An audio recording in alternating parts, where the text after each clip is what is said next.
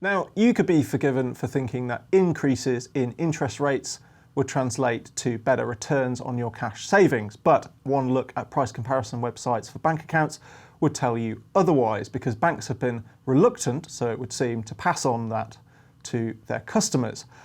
One solution is the money market fund, which can be held in an ISA or GIA account. And here to tell me more about them is Mark Preskett, who is Morningstar Investment Management's Senior Portfolio Manager. Mark, thanks so much for being with me. Could we just start with the basic question for beginners at home? What do money market funds do and how do they work? Hi Ollie, thanks for having me. So money market funds, as you mentioned, provide an alternative to bank savings accounts.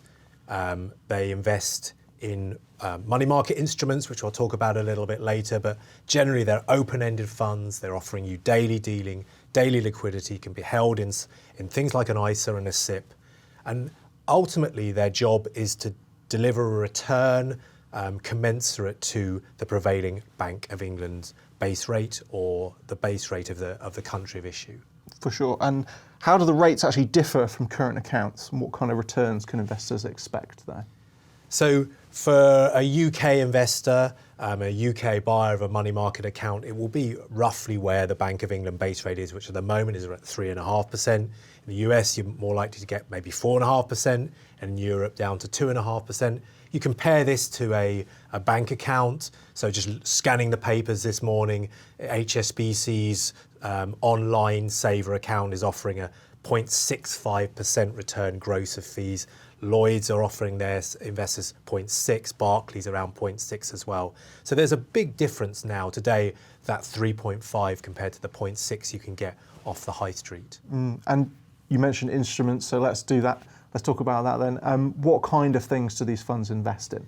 So as ever, the investment industry loves jargon. So they've got the instruments, you scan the fact sheet, you can see names like time deposits, certificates of deposits, commercial paper, asset-backed commercial paper, repos or repurchase agreements, floating rate notes. These all sound incredibly complex and sophisticated instruments, when ultimately the manager is buying up debt that is issued by typically a bank or a large corporation, and in return is receiving interest commensurate with the prevailing market rate. So it's really a way to sort of put some heavyweight power behind your savings.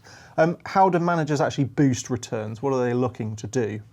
So first of all, it's important to say that the money market funds are incredibly competitive. So they will compete with each other and they will offer you the base rate. So the return is reduced by fees, manager fees. So you have to pay that manager some level of fee, and you can compare that on the fact sheet.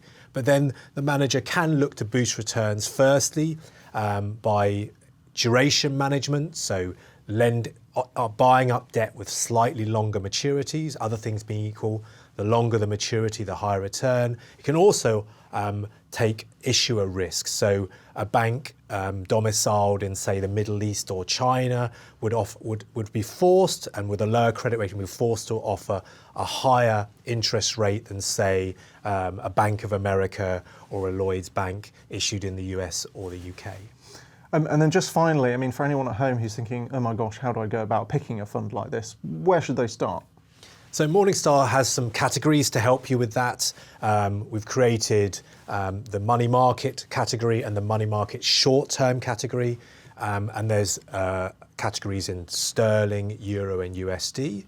And broadly speaking, 95% of all money market funds will be housed in those two sectors. The short term takes a lower duration, lower interest rate risk, and is going to offer you a slightly lower return. The broader category, the money market, will give you a slightly higher return. But basically, those are the two a good starting point for an investor. Fantastic. Mark, thanks so much.